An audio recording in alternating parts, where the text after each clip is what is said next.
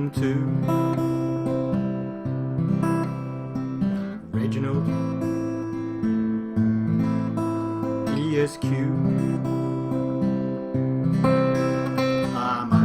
And this is my review of the German Sturmpanzer II, tier for German SPG. So is it any good? Is it any good? Yes, it's a very good SPG. So I was surprised by this tank. I was expecting not to like it, and the reason I thought I wouldn't like it is it pretty much has the same gun as we had in tier 2 and tier 3. That is, it's got about 35 pen with 400 damage. The aim time is exactly the same as it was on a Sturmpanzer I, the Bison, at tier 3. So how does this thing still do well? Essentially, the aim time is exactly the same, but the reload's a lot quicker. So we're firing pretty much an extra shell every minute in this tank. So the Sturmpanzer I, the Bison, took 22.8 seconds to reload its gun. This guy only takes 17.4 seconds to reload the gun, and that's the key difference. It's not that you're doing any more damage, because you're probably doing actually less damage per shot because you're hitting more heavily armoured targets now, but it's the fact that you can put more shots out there. The Bison also only had 12 rounds in the tank, which meant that you sometimes run out of ammo if the game went for a while, whereas this has 30 rounds. So you're just basically getting more hits, and that's why. It has the same really high gun arc as the Bison, which means you have an opportunity to hit tanks very often, but of course you have the increased risk of having to get pretty close to the action. The maximum range of the gun's about 500 meters, so there is that. Now on this tank I have a gun rammer fitted to obviously speed up the loading time of the gun. So I think, as it says there, my reload time is 15.01 seconds, and I have a gun laying drive fitted as well. So it says there 5.67 seconds. That's down from 6.5. Remember though, that is only to aim 60%, which is a stupid figure. So in reality, I'm doing it in about 10 seconds instead of 12 seconds. And the other slot, I just chucked a camo net in there because it just seemed to be the next best option. Now my crew is fully trained in the gameplay you're going to see, and it did make a big difference, I felt, having a fully trained crew. Before the crew were fully trained, I had a lot of trouble hitting targets. They are all working on Brothers in Arms, which doesn't work until it's 100%, which is not, so there are no crew skills.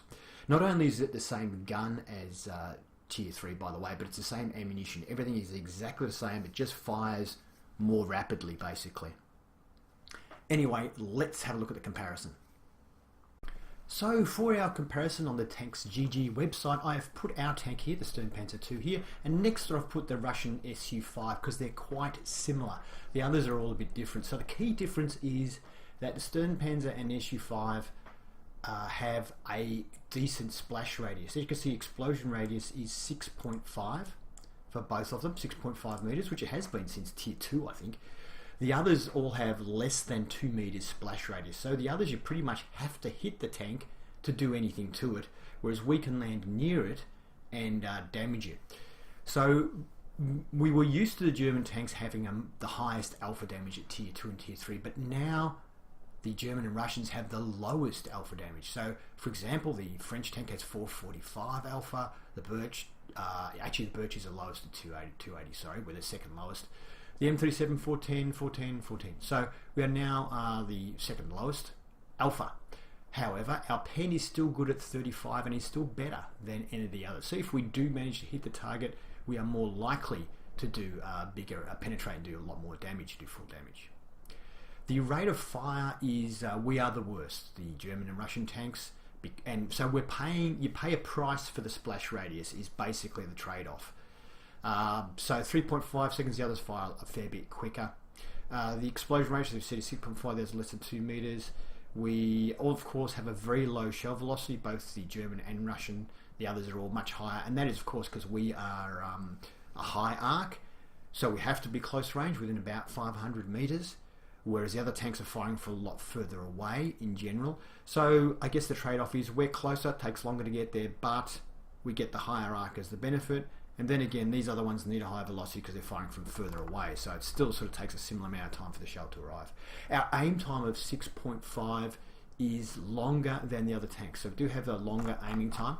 Remember, man, that's only aiming to 60%, so really it's about a 12-second aim time. The dispersion is, our dispersions are worse than the other tanks as well, so we're paying a price for that high splash radius. Our gun traverse is also not too good, so we have 6.5 degrees either side. The Russian has 6 degrees either side, and the others have a lot more. This one has 30 degrees either side, the French. The Birch gun is actually on a turret, so it has 180 degrees. This one has 25, this one 35, and this one 17 one side and 22 the other. So compared to the others, it means that we have to move our tracks more often to aim, which throws the aim way off. And so it takes a lot longer to aim with the Sturmpanzer II and the SU-5 than it does with the other arty. So once again, we're paying a price for that big splash radius. Forward speed of 45, not exactly the fastest. It's not really a problem though, you don't often have to go that fast in the arty. As you can see, terrain resistances are not good. Second worst tank in the game as far as the terrain resistances goes. Well, armour, it's not enough to make any difference, so there's no point in even mentioning it. And view range of 255 is, about average. Radio range is good at 700, and that's about it. The map is Steps or Steeps, and it is a tier 6 game. Let's get the tanks up there instead of their names. There we go. I'll leave the map pretty big.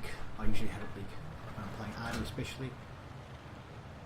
Now, the reason I'm showing you this game is there's some, I think towards the end, some long range shooting, and it clearly shows that when you're kind of at maximum range, in any Arty actually, let's see if we can hit this Chaffee. I'm terrified of Chaffies, it's such a good light tank. Oh yes. That was very lucky. Yeah, at long range, the longer the range with artillery, the higher the shell has to go to reach it. And so the more likely you are to come down on the target. And so in other words, you can shoot over objects more easily. Oh, the Chaffee's back. Let's see if we can get him again. And fire. I missed. Okay. So, yeah, that goes for any arty. If they're at close to your maximum range, your shell's coming down. Now, this is already a high arc gun with a very slow shell velocity. So when you get close to maximum range, you're almost coming straight down on top of the target. And if you don't even play arty, it'll be interesting for you to see how it works. So depending on the tank, the arty that are in the game, whether you're going to be safe or not. Against someone with a low arc, hiding behind a rock, you might be safe. But against the high arc gun, especially if it's at long range, it's max range, they can almost come straight down on you. So you need to just, even if you're behind a rock, just keep moving. The other thing is, to avoid arty, don't bunch up like this. When I see two tanks near each other, I almost always shoot at it, because if I miss one, I'll probably hit the other, or I might hit both. It's just too tempting for artillery to aim at you if you I decided not to shoot that guy because I was worried about hitting my own tank. Yeah, so to avoid arty, avoid bunching up, and even if you're behind a rock, keep moving backwards and forwards, like this T-34-85 is or was doing. So even though he's behind cover, he keeps moving. That makes it hard for it. You can see there, I thought he was going to come back again, but he didn't, because his movement is erratic, and that's the best way to avoid arty, even if you're behind a rock. So we're not at max range at the moment, so I can't really shoot over this rock, but I can shoot sort of over part of the rock, the lower parts. Oh, did we get him? Oh yeah, we got a hit. So I was surprised at how well I did in this arty. I didn't feel like I was doing that well, but when I checked my stats are pretty close to the M44, which is my best tank ever. That Valentine was very clever there, by the way. He just kept spotting the guy for artillery. I was letting him know that I was targeting the guy, and yeah, he was very restrained. That T-34-85 is a good tank though, and he probably realised he was going to get wasted if he went in front of it. So here you can see I'm at maximum range, and I could shoot straight over this rock. Even though he's right next to the rock, I'll let the shell go. So that is my maximum range, and we do a massive 346 damage to that tier 6 Hellcat. So we're tier 4, he's tier 6. Doesn't really matter that much when they're lightly armoured, of course. I'll let this one go. Matilda's driving right into my shot. Oh, we might get away. No, we just splash him. Once again, pretty much over a rock. So yeah, at max range, the shell goes really high and comes down. So what that Hellcat should have been doing, if he knew he was spotted, he might not have had 6th sense, but if you think you're spotted, even when you're behind a rock, just keep moving backwards and forwards to avoid arty, like the T-3485 was doing. So I think in the next game I'll go over the stats of this tank, of my stats in the tank, and compare it to the M44, just so you can see what I mean by I was surprised how good this thing is. Oh, there's the Hellcat's been spotted again. Can we get the finishing? No. He didn't have much health left though, did he? And that is, as you can see here, you do have to reposition as the game moves along.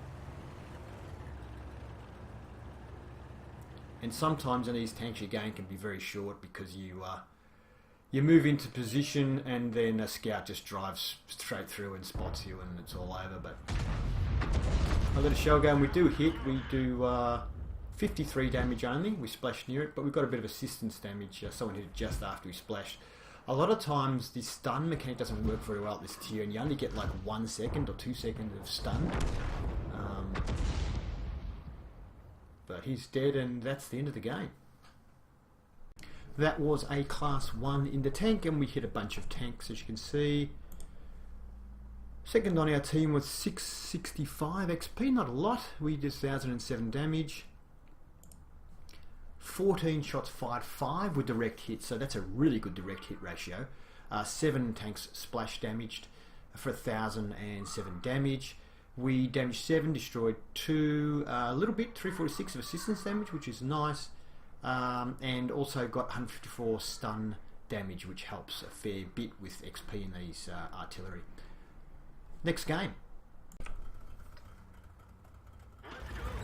The map is Overlord, and it's another tier 6 game, and we're bottom tier again, but like I say, in these artillery it doesn't really make any difference whether you're bottom or top tier. I mean, only if you're really shooting at really heavily armoured targets, I guess, but it still doesn't make that much difference to the gameplay. Like, it's not nowhere near as much difference as it makes in, say, other tanks where you just can't pin anything or whatever. So I get into a position on the left-hand flank because I want to get the scout tanks. If the scout tanks break through the scouts and the mediums, then I'm dead, so I want to concentrate on taking care of them first of all.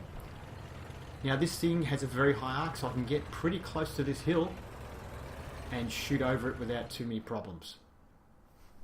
So when I mentioned before about the stats of this tank, I've only played 45 games in it. My win rate is 60%. My damage ratio is 5.34. So comparing it to the M44, my win ratio, I played 141 games in that, my win ratio was 64%, pretty similar. We had a good hit on that Panzer 4D on the ridge there. Yeah, win rate was 64 versus 60 in this tank. My damage ratio is 5.43 in the M44, and it's 5.34 in this, so pretty similar. And my destruction ratio in the M44 was 2.03, but in this Sturmpanzer II, my destruction ratio is 3.26, which is very high indeed. Hits, the Sturmpanzer I get 18.88 hits, and the M44 is 22.35. So the M44 still feels like a better SPG because I think you're able to much more confidently know that you're going to hit something.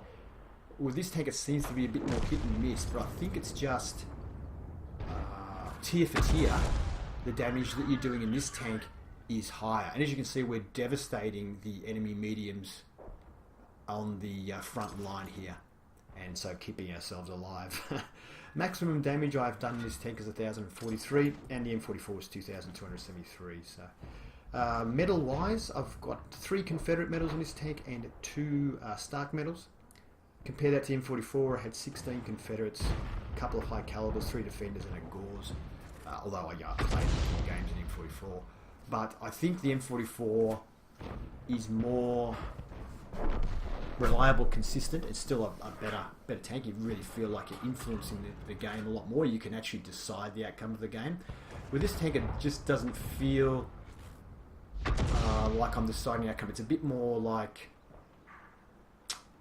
if I'm lucky, I'll decide the outcome of the game. If I'm not, I won't. It's a bit more like that. Whereas M44 really just feels like you know, can do it. So I've missed that guy, unfortunately. He's proving to be a bit evasive. We'll see if we can hit this Churchill.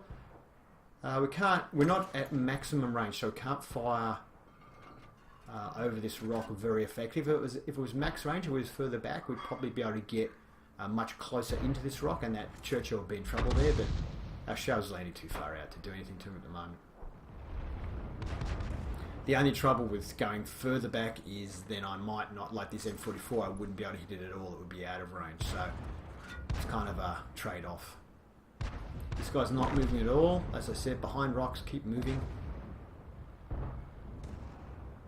I think we hit the front of him, but did 152 damage, not bad on an M4 because it's pretty well armoured at the front. And he survived there. Once again, he's staying pretty still. Oh, he's moving now. Oh, can we get him? Oh, I probably shouldn't have fired then. I should have waited. Let's see if we can get this Churchill now. We've got a tank going in after him. Looks like we missed an opportunity there. If he moves back far enough, we might get a shot. That's a Churchill 7, not a Churchill 3. And we fire. Oh, we hit the rock. Darn it. Lux coming up from behind. Ooh, Churchill 7 has pretty good turret rotation speed. We missed again. All that time we spent concentrating at Churchill 7 and everything we fired at it missed. Although we did get a stun, I think. I'm wondering if his M44 has gone back to this position behind the rock again. So I just let one go just in case. No, there he's been spotted now. He's not there. So I'm needing to move now, but we might get a shot on this M44.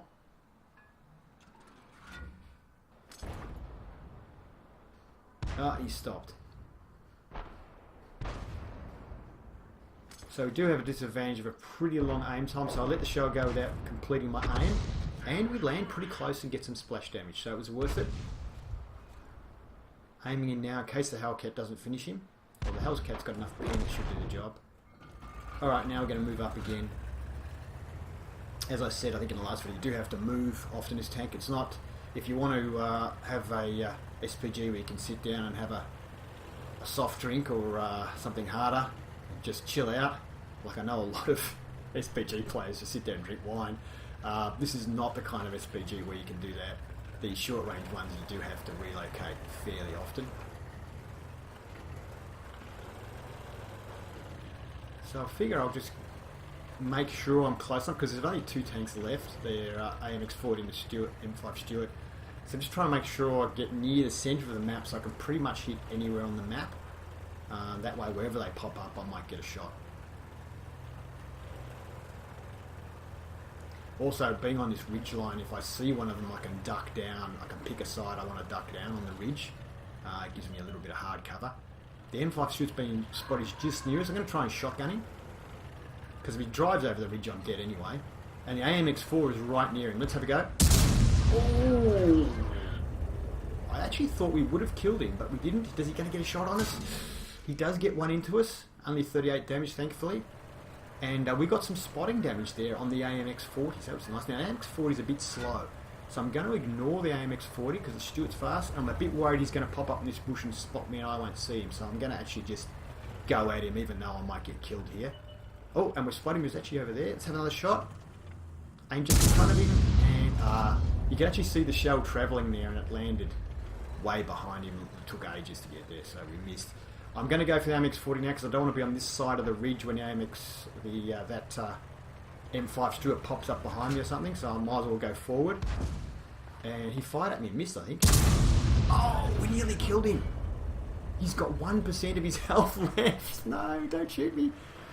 Oh, I'm worried about this M5 Stuart coming up behind me now. Oh, someone's killed the M5 Stuart. Alright, well, it's just this AMX-40. I don't think an AMX-40 can kill me with one shot.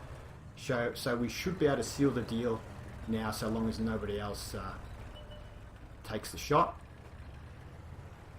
And he gets a shot into me. I take my time. He does 99 damage to me.